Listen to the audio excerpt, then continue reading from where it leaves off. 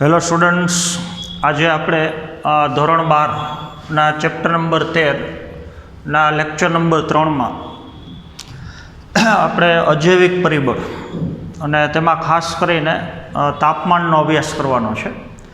તો ગયા પીરિયડમાં આપણે વાત કરી એ પ્રમાણે કોઈપણ વસવાટની અંદર, કોઈપણ નિવાસ સ્થાનમાં અથવા કોઈપણ પ્રકારના પર્યાવરણમાં જે અજૈવિક પરિબળો છે એ અજૈવિક પરિબળોના મુખ્ય પ્રકાર 4 છે. તો 4 અજૈવિક પરિબળની અંદર પ્રથમ તાપમાન છે, ત્યારબાદનું બીજું અજૈવિક પરિબળ પાણી છે, ત્રીજા ક્રમનું અજૈવિક પરિબળ જે પ્રકાશ છે, અને ચોથા ક્રમનું અજૈવિક પરિબળ જે ભૂમિ અથવા જમીન છે. તો આ 4 પ્રકારના અજૈવિક પરિબળો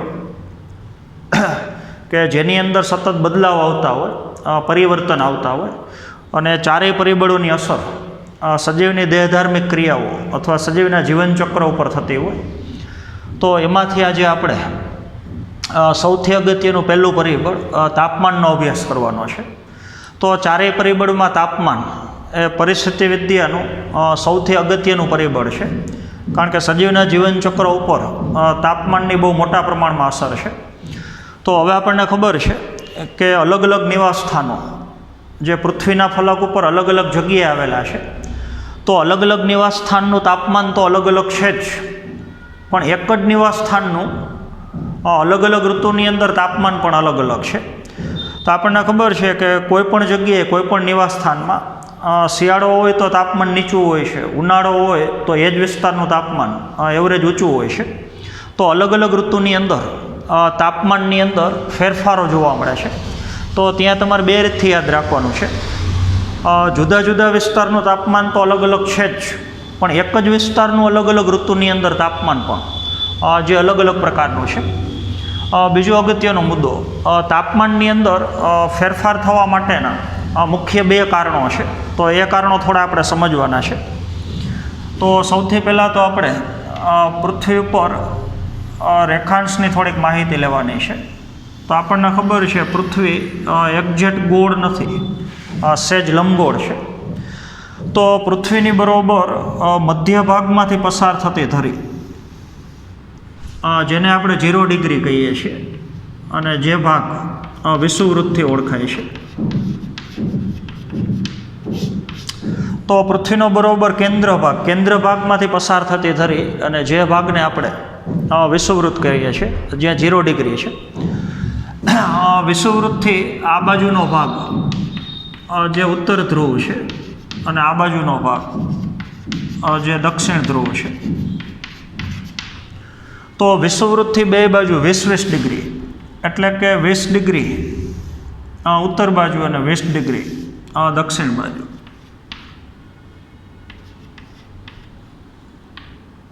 આપણે એક સરખી નિશાનીથી દર્શાવીએ તો એ વિસ્તારને આપણે ઉષ્ણકટિબંધ કહીએ છીએ.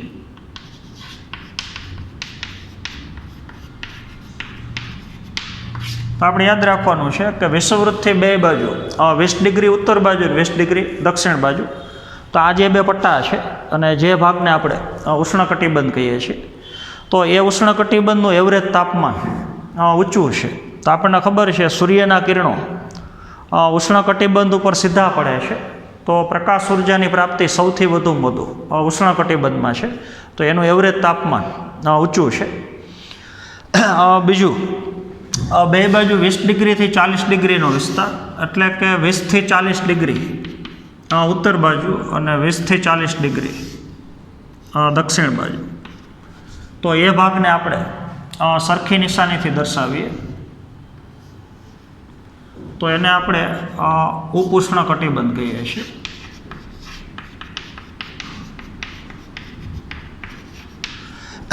ઉષ્ણકટિબંધ ઉપર સૂર્યના કિરણો સીધા છે, અને ઉપઉષ્ણકટિબંધ ઉપર સૂર્યના કિરણો સહેજ ત્રાંસા છે. તો આ વિસ્તાર કરતાં આ વિસ્તારમાં પ્રકાશની પ્રાપ્તિ થોડી ઓછી છે, તો એવરેજ તાપમાન થોડું નીચું છે. ત્યારબાદ 2 બાજુ 20 ડિગ્રીથી 60 ડિગ્રીનો વિસ્તાર, એટલે કે આપણે 40થી 60 ડિગ્રીનો વિસ્તાર. તો 40થી 60 ડિગ્રી ઉત્તર બાજુ અને 40થી 60 ડિગ્રી દક્ષિણ બાજુ. અને જે વિસ્તારને આપણે સમશીતોષ્ણ કટિબંધ કહીએ છીએ,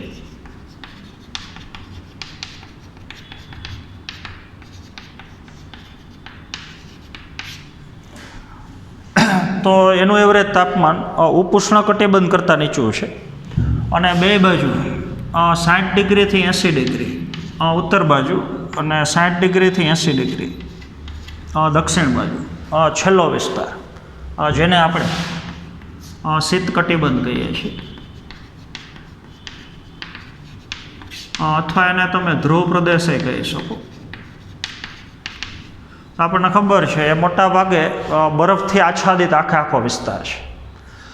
તો હવે તમે જોઈ શકો છો કે પ્રકાશ પ્રાપ્તિ સૌથી વધુમાં વધુ સૂર્યના કિરણો સૌથી વધુમાં વધુ સીધા ઉષ્ણકટિબંધ ઉપર પડે છે. અને પછી જેમ આપણે વિષુવવૃત્તથી બે બાજુ ધ્રુવ પ્રદેશ તરફ જતા જઈએ, વિષુવવૃત્તથી ઉત્તર ધ્રુવ બાજુ જાઓ કે વિષુવવૃત્તથી દક્ષિણ ધ્રુવ બાજુ જાઓ, તો અલગ અલગ વિસ્તારને પ્રકાશ પ્રાપ્તિ ઓછી છે, તો અલગ વિસ્તારનું એવરેજ તાપમાન નીચું છે. તો તાપમાનમાં ફેરફાર થવા માટેનું એક કારણ અક્ષાંશીય, તો અક્ષાંશ અને રેખાંશ તમને ખબર છે, તો અક્ષાંશીય પરિસ્થિતિ છે. તો વિષુવવૃત્તથી જેમ આપણે ધ્રુવ પ્રદેશ તરફ જઈએ એમ એવરેજ તાપમાન ઘટે છે. તો તાપમાન ઘટવા માટેનું એક કારણ વિષુવવૃત્તથી ધ્રુવ પ્રદેશ તરફ જતાં એવરેજ તાપમાન ઘટે છે.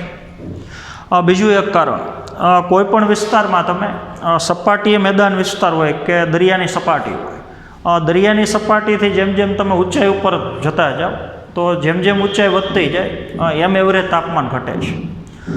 1 કિલોમીટરનું તમે દરિયાની સપાટીથી 1 કિલોમીટર ઊંચાઈ ઉપર જાઓ તો 6 અંશ સેલ્સિયસ તાપમાન ઘટે છે. વળી પાછું તમે 1 કિલોમીટર ઉપર જાઓ તો બીજું 6 અંશ સેલ્સિયસ તાપમાન ઘટે છે. તો 1 કિલોમીટરના ઉધ્વ અંતર સાથે ઉપરની તરફના વહનની સાથે 6 અંશ સેલ્સિયસ તાપમાનનો ઘટાડો થાય છે. તો તાપમાનમાં ઘટાડો થવા માટેના મુખ્ય બે કારણો છે, ફેરફાર માટેના બે કારણો છે. એક વિષુવવૃત્તથી જેમ આપણે ધ્રુવ પ્રદેશ તરફ જઈએ એમ તાપમાન ઘટે છે, અને દરિયાઈ સપાટીથી જેમ જેમ ઊંચાઈ ઉપર જવામાં આવે એમ તાપમાન ઘટે છે. ત્યારબાદનો ત્રીજો મુદ્દો, અલગ અલગ વિસ્તારના તાપમાન અલગ અલગ હોય છે. સૌથી પહેલાં તો સજીવો રહી શકે એવી એક તાપમાનની મર્યાદા, એવો એક તાપમાનનો ગાળો છે જે 0 ડિગ્રીથી 50 અંશ સેલ્સિયસની વચ્ચે છે.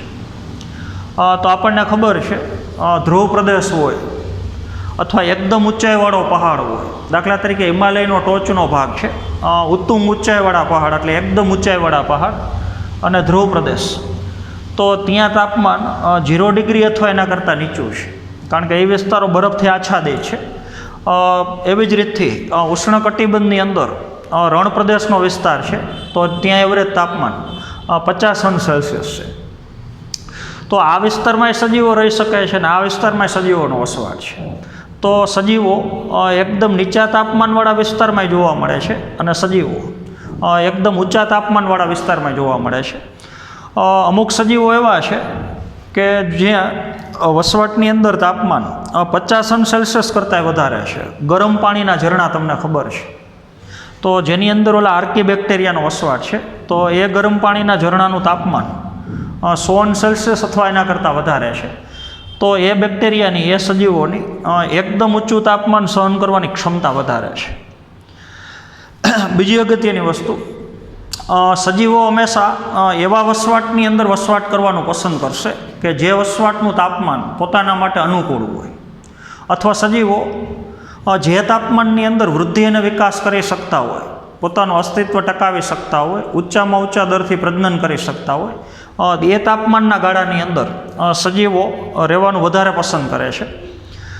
દાખલા તરીકે આપણે આંબાની વાત કરીએ તો આંબાનો વસવાટ જે ઉષ્ણકટિબંધ અથવા સમશીતોષ્ણ કટિબંધમાં છે, પણ જો આંબાના વૃક્ષોને આપણે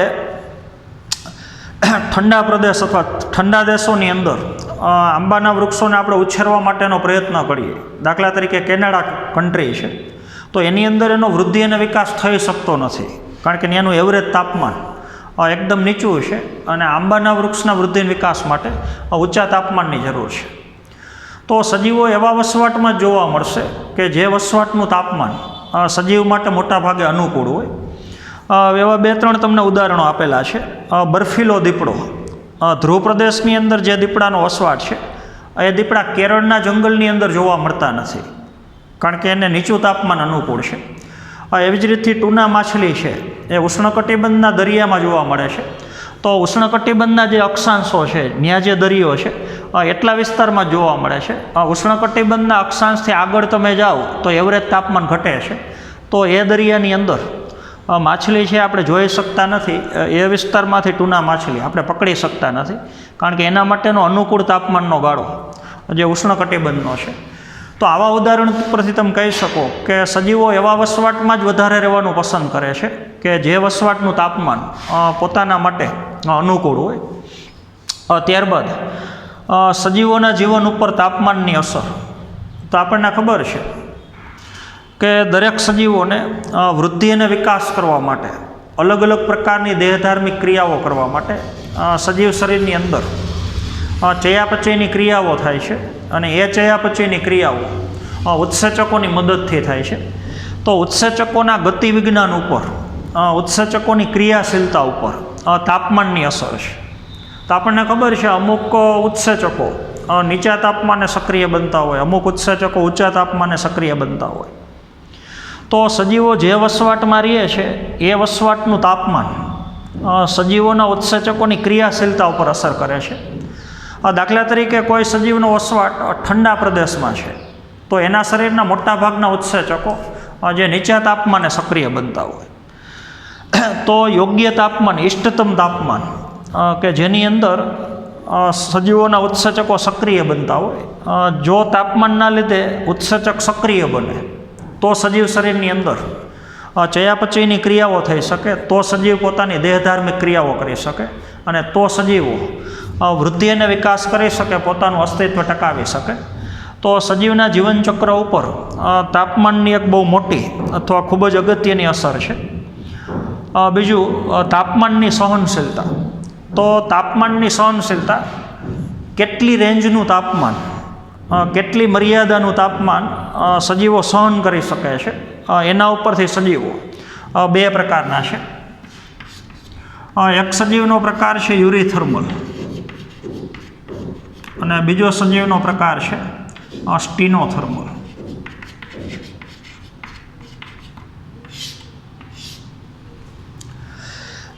તો સૌથી પહેલાં તો યુરીથર્મલ સજીવો એટલે શું?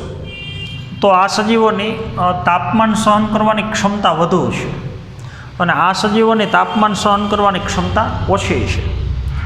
એટલે જો સજીવો વધુ ક્ષેત્ર મર્યાદાનું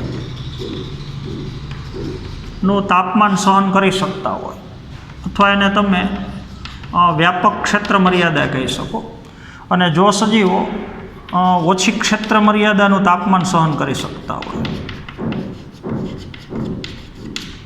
તો તાપમાનની સહનશીલતા એ સજીવો માટે અલગ અલગ છે. ફરીથી દાખલા તરીકે મનુષ્ય છે, ગાય છે, ઘોડો પ્રાણી છે, વાંદર પ્રાણી છે, તો આ બધા પ્રાણીઓ યુરીથર્મલ છે. એની તાપમાનને સહન કરવા માટેની રેન્જ મોટી છે. દાખલા તરીકે મનુષ્ય 0 ડિગ્રીથી શરૂ કરી અને 50°C તાપમાનવાળો વિસ્તાર હોય તો એ રેન્જની અંદર રહી શકે છે. તો એની તાપમાનને સહન કરવાની જે ક્ષેત્ર મર્યાદા છે તો એ વ્યાપક છે, એ ક્ષેત્ર મર્યાદા મોટી છે. તો વાઇડ રેન્જની અંદર મોટી ક્ષેત્ર મર્યાદામાં રહી શકતા હોય, એકદમ નીચું તાપમાને સહન કરી શકતા હોય ને એકદમ ઊંચું તાપમાને સહન કરી શકતા હોય, તો એની ક્ષેત્ર મર્યાદા મોટી છે. તો એવા પ્રાણીને આપણે યુરીથર્મલ પ્રાણી કહીએ છીએ, અથવા એને તમે પૃથુતાપી પ્રાણીઓ કહી શકો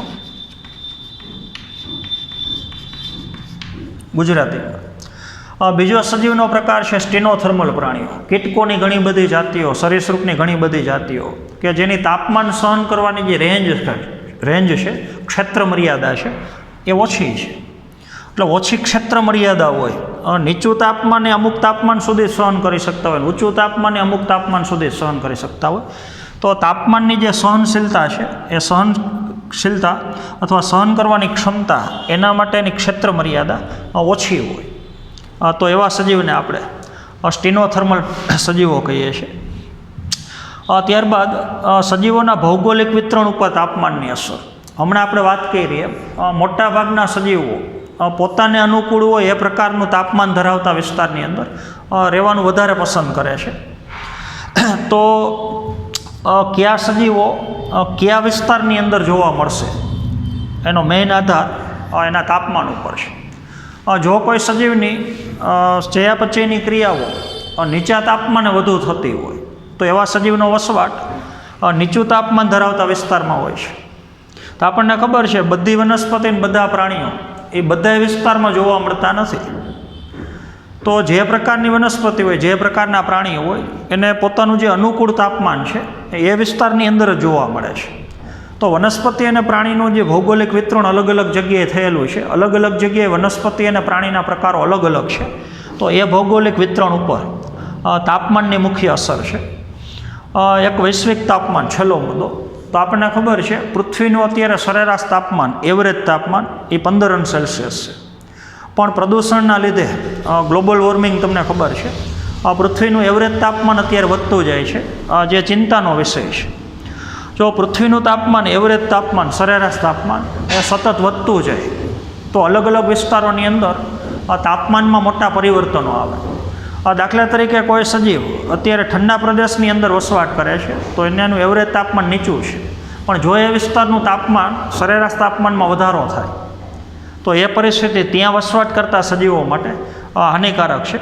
તો વૈશ્વિક તાપમાનની અંદર જે અત્યારે વધારો થાય છે એની અસર વનસ્પતિ અને પ્રાણીના ભૌગોલિક વિતરણ ઉપર થાય છે. તો આજે આપણે અજૈવિક પરિબળની અંદર તાપમાનનો ઊંડાણપૂર્વકનો અભ્યાસ કર્યો. તો આવતા પીરિયડમાં આવે બીજા અજૈવિક પરિબળો, પાણી છે, પ્રકાશ છે, ભૂમિ, તો એનો આપણે અભ્યાસ કરવાનો છે. તો આજના પીરિયડમાં આપણે અહીંયા સુધી રાખશું. Thank you.